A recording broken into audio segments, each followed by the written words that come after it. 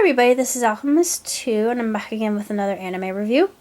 I just recently watched Dagaishi Kashi, and actually Dagaishi is junk food or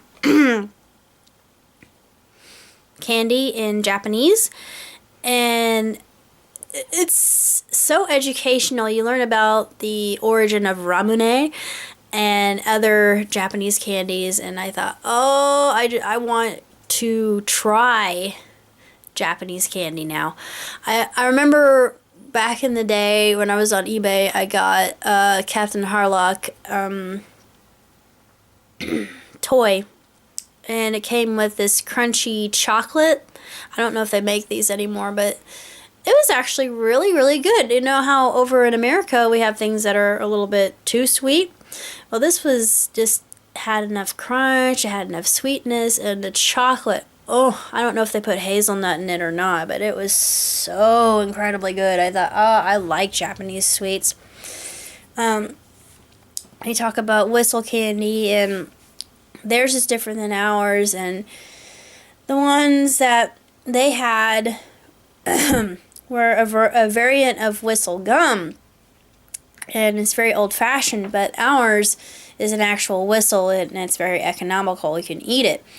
And I miss those. I don't know if we even make whistle candy anymore over here, but we should. I mean, it's just such a novel idea, and it's not only is it delicious, but you can play with it too. And that was one thing that Hotaru kept talking about when she said, remember when you were scolded as a child for playing with your food? And then she has this big rope. It's a gummy rope that she's doing rhythmic gymnastics with. Is so funny. I want to cosplay as her. She's an otaku of sweets, and she loves sweets. I love sweets, so it's a natural match. And she's a bit eccentric, but she's a very enjoyable character, and she says she has a Kansai dialect, but she says she's not really from Osaka, so I'm wondering where she's really from. I thought that was an interesting little white lie about her. And of course there's Saya. Saya's the blonde, Hotaru is the one with the lavender colored hair and big breasts, of course. And then you've got Endo, and Coconuts, or his nickname's Coconuts, is Kokonatsu. Kokonatsu-kun. And our first episode, we get introduced to all these characters. Saya works in the coffee shop, and we don't really know that much. Well, from very first blush, when we're introduced to them, we know that Saya and Kokonatsu have a friendship together, and I'm not going to say what we're revealed to later on, but it's even though I really enjoyed the series, it felt like it just ended too abruptly. I thought, wait, that's all you're going to tell us? That's it? You're not going to give us any more education about how these candies and snacks actually got started? I absolutely adore stuff like this, because here in the States, we have cotton candy, or fairy floss as they call it over there, and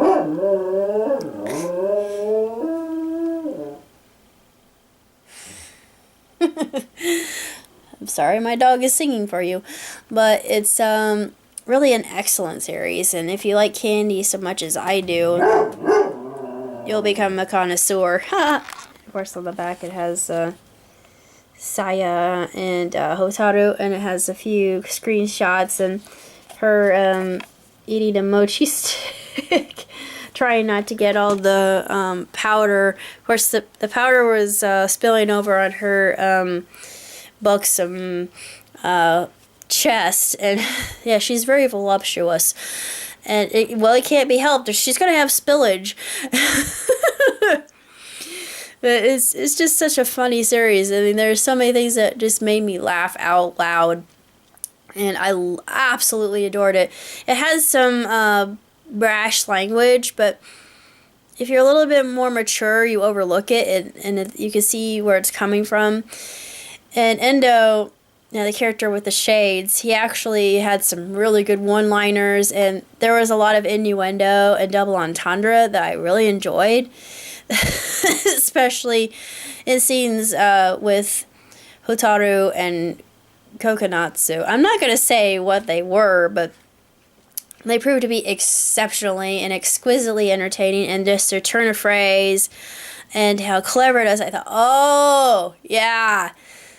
Yeah, I would, I'm thinking I could put this into ecchi as category, but not only is it ecchi, but it's educational, and I adore it for that. I thought, oh, you can learn about sweets this way, and I've known about Dagaishi for a long time. It's something that I was introduced to back in college. I thought, oh, everybody has sweets. That's why I know a lot about jelly babies, and miss jelly babies like you would not believe. They're hard to get a hold of here. You gotta go to Meijer just to pick them up, and sometimes in an international aisle you can't even get them. And we don't have ramune here, but you can get poke. I love poke. Every so often I treat myself to some poke because I can. But I'm just gonna have to watch it. But I do enjoy international sweets such as these, and at some point in time I think I'm going to get the economical ramune, and I'm not sure how to open a ramune bottle, so I'm probably going to have to look that up, as it looks very interesting. They had one that was grape flavored, and I am into anything grape flavored. Ever since I was a little kid, I've adored it. And there was an episode that was very nostalgic. Oh, actually, the whole thing was nostalgic for me because it just brought up the whole idea, what Hotaru says about people go to sweet shops just to get away. I thought, yeah, it's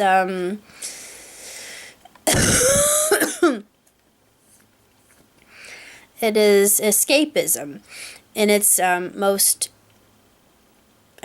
basic, and not only that, but we're very social beings, so it factors into the idea that the candy shop owner will come and talk to the client. Client, usually they're looky-loos, but then they purchase stuff. But you strike up a good conversation, you become friends with these people, and I actually know of a candy shop that I love, and there are a few that bring back a lot of good memories. There was an episode about Pogs. I thought, oh, I wonder do people still play with Pogs? And then with trading cards, there was a technique that Hotaru demonstrated. She was precise. She threw it, and she held it like this between her two fingers, and she threw it, and then she flipped a card, and and then Saya bested her, and she bows, and she's prostrate, and she says, "Oh, teach me, master." I love that. That cracked me up. And then there was another episode with marbles, and please educate me. Over here in the West, we've got round ones, but apparently in Japan they have flat ones. I really would love to see. I used to collect marbles growing up, so this brought back a lot of my childhood, and they're flat, but you just go, you just flick them a little bit. You can't go out of bounds, or that's a loss. But it just, you have to hit it ever so slightly, and if you get one beyond a figure's width, it's very precise. It's very strict, but very meticulous in how you can win marbles. But Saya wins one, of course, and she doesn't even try. It's like she's good at everything, even cup and ball. I thought, wow. She's got skill, yo. But anyway, and speaking of Yo, Mr. Yo is Kokonatsu's father, and of course, Hotaru wants to rival Kokonatsu. I'm not going to go into the whole story too much. It's so funny. First episode, it takes on a whole Final Fantasy kind of vibe, and it's very reminiscent of a lot of quest games, RPGs. Japanese people are really big into RPGs, and no wonder they do them the best. I think this is my opinion.